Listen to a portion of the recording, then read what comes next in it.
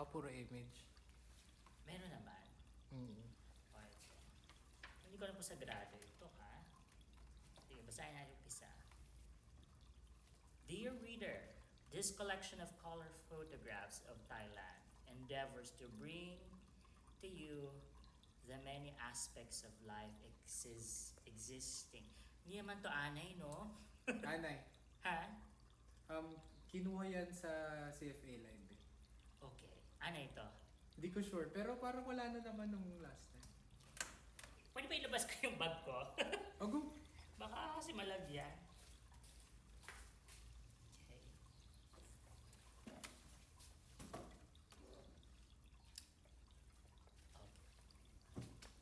Dear reader, this collection of color photographs of Thailand endeavors to bring to you the many aspects of life existing in this land of temples and happy people. Happiness is neither real nor complete until it is shared with others. When you return to your homeland, you will no doubt wish to tell your friends and relatives all about your stay in our country. And Thailand in color will help you to do so, colorfully and dramatically, and yourself will no doubt wish to recall your stay in Thailand. It is our sincere hope that this souvenir book will form one of your more treasured possessions. And although you are now leaving us, rest assured that Thailand will always welcome your return. The publisher.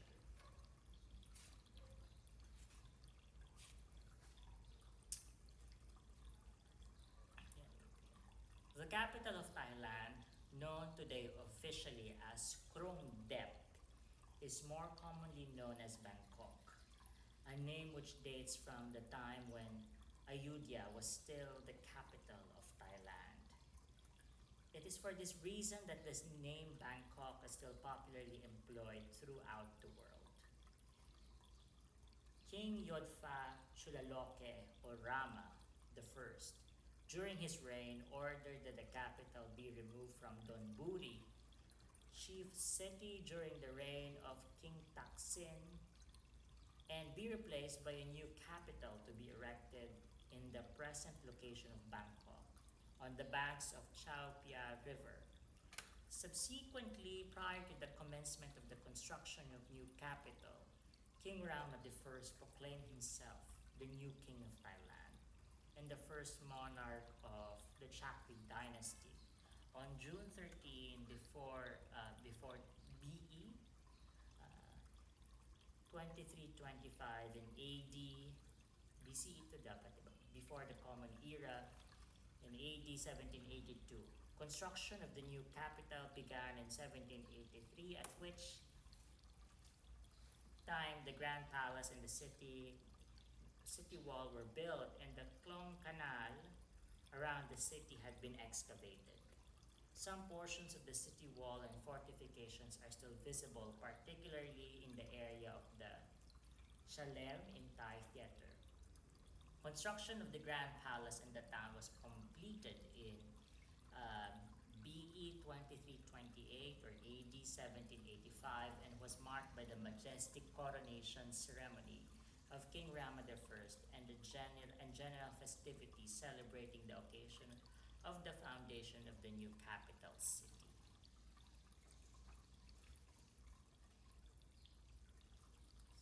Okay na. Ayun ang kwento. Pagka, nagbabasa ka, iniintindi mo ba yung binabasaan mo? Out loud yung out loud. Ay, yung out loud. Siyempre may awareness ka na may nakikinig eh. So, as much as possible, gusto mo medyo narrative ng konti or conscious ka rin. At the moment lang, word ko lang kasi baka may anay. Ay, naglalaro siya sa isip mo. Oo, kasi syempre, parang pwede kasi siya. This is what is interesting here kasi you're dealing with worms, with the compost, right? And somehow, the relationship of life. Basically, our relationship with the earthly. But at the same time, of course, we know also that the earthly, like termites, right, need also, like, what is sacred for us, which is the paper, the books, okay? And at the same time also, I mean, this is also related to like property, homes, right? Wooden homes, yun. So yun yung nasa utak ko lang kanina. Kasi parang may butas-butas ko. Isip ko, Ano siya, yung CFA Live bigla nagtapon sa bin. Apparently, kailangan pa siya i-up for condemnation before siya dalhin sa SPMO. And nauna ako nakunin siya. Tapos shinred ko na iba. Tapos ang niretain ko dito sa nasa right side, mostly may mga pictures yan. Interested ako sa, i-collage lang siya. Walang correct. So itong nasa kaliwa dapat intentionally ipapabasa ko sa'yo. Pero interesting na nandito ka na Pero po. okay din. Kasi parang, yun ang pinili ko. Kasi parang interesting, it's a history of Thailand. Yeah. The shift from Don Buringa to the capital now, which is Bangkok, right? So basically, ito yung, importante naman tong kasaysayan to ng Thailand eh. Kasi yung paano sila basically,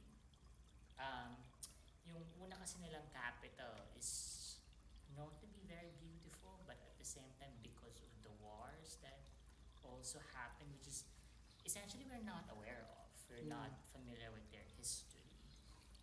So yung shift of capital na yan, I think as far as I know, is also a reaction to like a kind of, parang a crumbling space.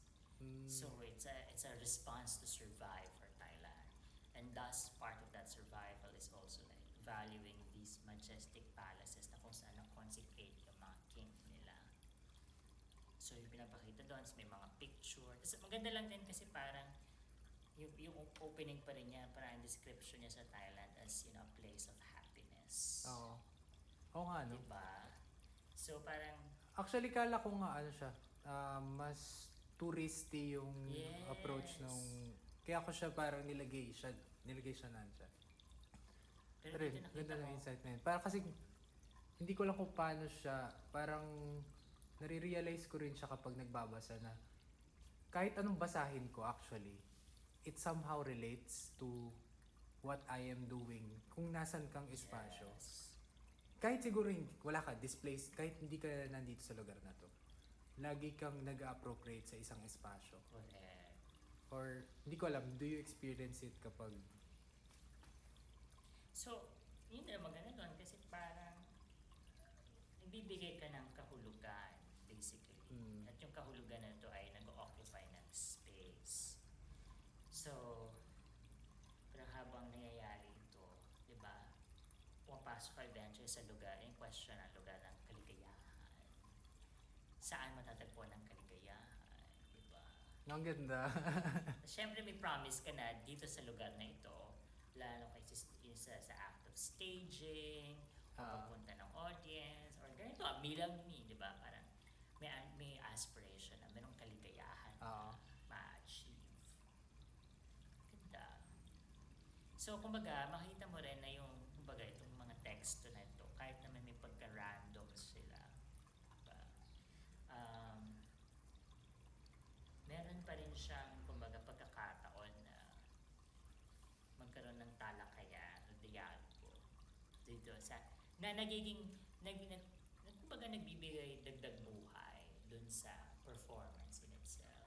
Yung ghostwriter ni Ferdinand Marcos, feeling ko yun yung mas nararamdaman ko pagka binabasa ko siya. Hindi ko...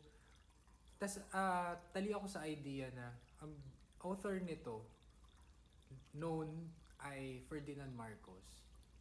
Pero, ang tono niya, kapag kunyari, binabasa ko na siya, hindi, parang, ibang tao siya. Kumbaga yun. Or, nagiging meaningful siya, especially dahil, siya, prehistory siya. Umabot sa point na, nandyan din, naka-indicate rin yung mga worms. Nandyan din. Dun sa mga maagang era. Tapos na sinasabi na kapag nagka-crumble ang isang era, worms ang pupunta. Worms ang lumalapit. Ayun. Alam ko na Cheese and the Worms ni Carlo Ginzburg. Cheese? Ginsberg. send it to you. Sige, sige. Ayun. So, yun lang basically ano.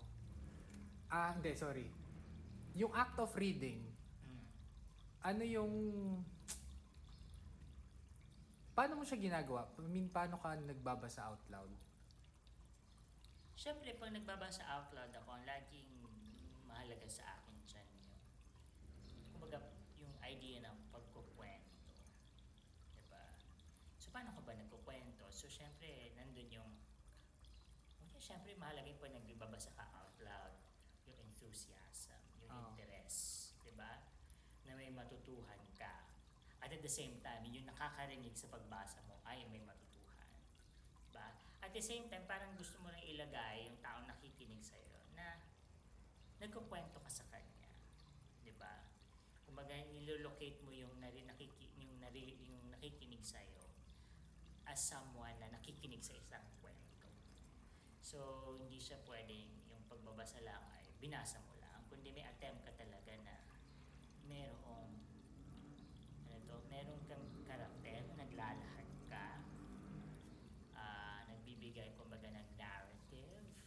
May character ka ba? Parang na ina-assume kapag Parang gano'n, taga-kwento, taga-lahad ng isang pangyayari. Parang gano'n ko siya iniisip. Diba? So, kumbaga, ito yung Lola Basha, diba? Yung mga, or yung narrator sa isang kwento. Ganon.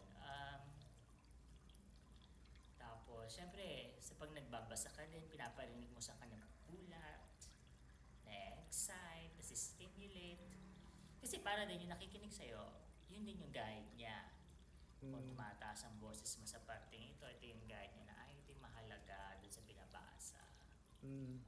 Tapos nakikita mo siya, kasi kung ngayon mo lang siya binasa,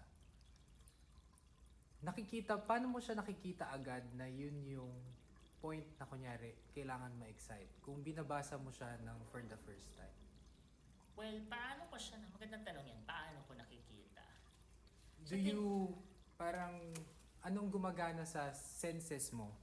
Kapag, Siguro ang sa akin, ang sagot ko dyan, parang, paano ko siya nakikita ay base sa, ano yung mahalaga sa akin? Siguro, for the, na-awaken, na-activate sa panahon na nagbabasa ako. So, dun ko lang din mapaprocess na, kaya ako na-excite dito kasi mahalaga sa akin ang mga bagay na ito. Or probably yung mga assumptions about how you, kagaya na yung happiness, medyo na-stuck ako doon. Kasi, bihira mo namang pag-usapan ng isang bansa sa lengguwahe ng kaligayahan, diba, ng emosyon. Usually, like when you think about nation state, you think about economics or representations or violent episodes in colonial history. Pero ito parang the land of happiness. So, iba yun, di ba?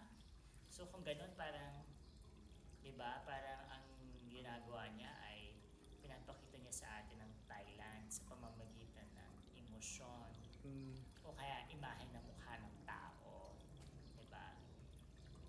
Hindi niya tayo dinadala sa halimbawa. I mean, pag titignan mo yung ibang bayan, di ba? So, halimbawa, naalala ko lang sa isang biyahe ko recently, ang Turkey. Parang the meeting point of the world. May mga ganyang claims, di ba? Pero ito, emosyon ang gustong pukawi, di ba? Kausapin. tas yun yung doon ka na-excite. Oo. Kasi syempre, di ba, ang kaligayahan ay isang bagay na gusto nang makamit ng maraming tao. Lahat, di ba? Pero ikakabit mo siya sa isang bansa. So, yun. Na kung saan, di ba, I mean, ang takbo ng buhay ng tao, di ba, merong parang, understanding na kaya rin mahalaga ang ginagawa mo, pinagtatrabahuhan mo, ang mga bagay-bagay sa'yo, hindi lang dahil may economic value sila, kundi may gine-generate silang ganitong klase ng emosyon, di ba? Pakiramdam, or famous right now category, affect. Diba? kasi nabasa ko rin siya sa Introduction of Publisher. Oo nga. Okay. So, yung assumption mo, nung binasa mo yung happiness, nagtuloy-tuloy siya. Kumbaga, yun yung in-expect mo hanggang dulo. Or, Hindi ko naman siguro in-expect, pero ito na yung nag-set na enthusiasm ko, I guess. Na tingnan pa, basahin pa, tingnan ng Thailand. Tapos, so interesting kasi yun, kaya ko siya, I mean, ang ganda lang kasi ng Thailand in color. diba? Kasi eventually, parang naisip ko, ay, may plano rin kasi akong bumiyahe soon. So parang, wow. Tinuhog. Parang, wow, ito na ba? Sabi ko,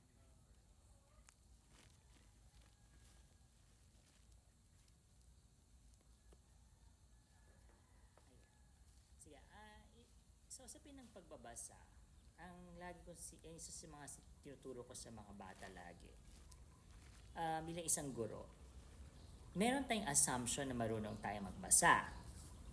Kasi nalaman naman natin yan, lalo na kung estudyante ka ng UP.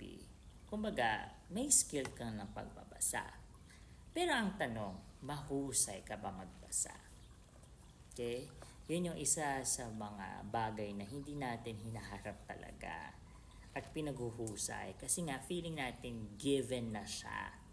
When in fact, yung husay ng pagbabasa ay importante bigyan ng emphasis. Kasi una, right, may mga tao na tinitingnan ng pagbabasa as just a way to extract information, to get the information. That's one. Another is that may mga tao ang tingin din nila pag nagbabasa sila, it's just going to confirm them or affirm what they believe. Paano pag halimbawa yung sinasabi ng binabasa mo, italiwas sa pananiniwalaan mo o sa alam mo, 'di ba? O sa expectations mo. Ano nang gagawin mo, 'di ba? So, at paano yung binabasa mo, may mga bagay na gusto ka, at the same time may mga contradictory views. 'Di ba? So, yun yung parang tinuturo ko sa aking mga estudyante na parang paano natin haharapin itong mga ganitong pangyayari sa oras na nagbabasa tayo. Diba? So, mahalaga yon. Then, pangalawa, diba, precisely nakikita mo ito, ikaw, bilang isang nagbabasa, paano mo siya i-share sa ibang tao? Okay? Na may awareness ka ng ganitong mga complexity. Okay? So kaya, isa sa mga mahahalagang paraan para harapin yung ganyang problema ay matuto kang magkwento. Kasi ang kwento naman ay hindi siya isang panig lang eh. Ang kwento ay basically naianak siya sa pamamagitan ng isang conflict at the same time crisis. So definitely, yung mga conflicts at crisis, kailangan nandun siya. 'Di ba? Sa pagbubuo ng kwento. So basically, nararapat din na marinig ng tagapakinig yung conflict, 'di ba? Yung problema, yung crisis, right? Kahit na gusto nila ng resolusyon, 'di ba? At saka at the same time, 'di ba? Ito din yung paraan na pagtuturo ng patience, 'di ba? Matutong, tanggapin na ang proseso ay ganyan. May proseso tayo bago makuha natin yung sagot o yung solusyon sa mga bagay-bagay. Ba? Kaya may mga tao na hindi makatagal makatapos ng nobela or ng isang mahabang sanaysay. Kasi nga, gusto na nila agad yung gusto nilang makita. Okay? Unlike sa pagbabasa, dahan-dahan kasi siyang lagi nagbe-breakdown. Kasi ang mga kwento, ang mga idea ay nabubuo sa pamamagitan ng detalye na sometimes pinababayaan lang natin kasi detalye lang siya. So basically yon, mahalaga sa tinuturo ko sa mga bata ay the idea of close reading. Ayun. Close reading simply means like looking at the text closely. Diba? Kumbaga, hindi mo lang hinahanap kung ano yung gusto mong pananaw o ano yung pananaw lang ng author, kundi kahit na nagdi-disagree kayo sa isa't isa, iniintindi mo rin bakit ganun ang pananaw niya. Habang nagbabasa?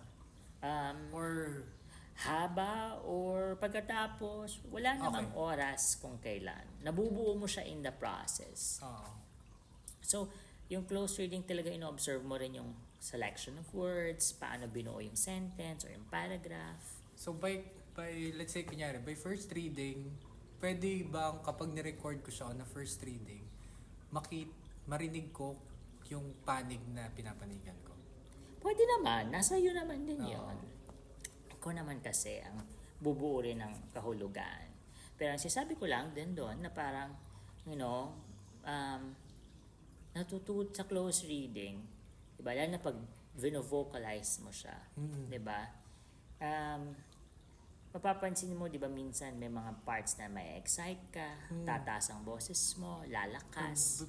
Babagalan right? mo siya. Babagalan mo siya. Ibig sabihin nun, yun din yung oras na nagbibigay ka ng kahulugan. Tapos ano siya, subjective siya. Subjective talaga Kumbaga, siya. may ibang tao na mas gusto nila yung... Yes. But at the same time, yung subjectivity na yon, ang malinaw sa aking pananaw sa close reading ay guided ka siya ng objective reality ng teksto. Ano yung mga salitang nandun? Ano yung mga sentences na nandoon? Anong grammar ang nandoon?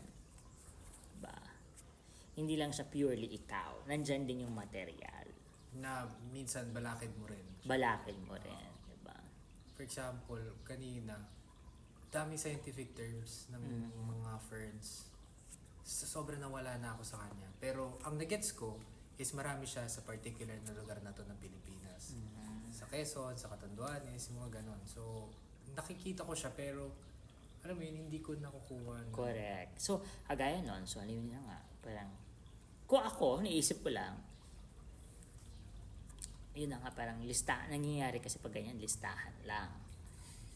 Pero what if ikwento mo? Anong kasaysayan, anong meron, diba? But at the same time, meron din talagang, for iba, listahan lang siya kasi yun yung function niya. Pero yun, doon mo na makikita na, okay, based on close reading, ang function nung pahina na yun perhaps ay ilista lahat ng para may mabilis kang makuhang impormasyon. So, yung ginagawa ko ay close reading?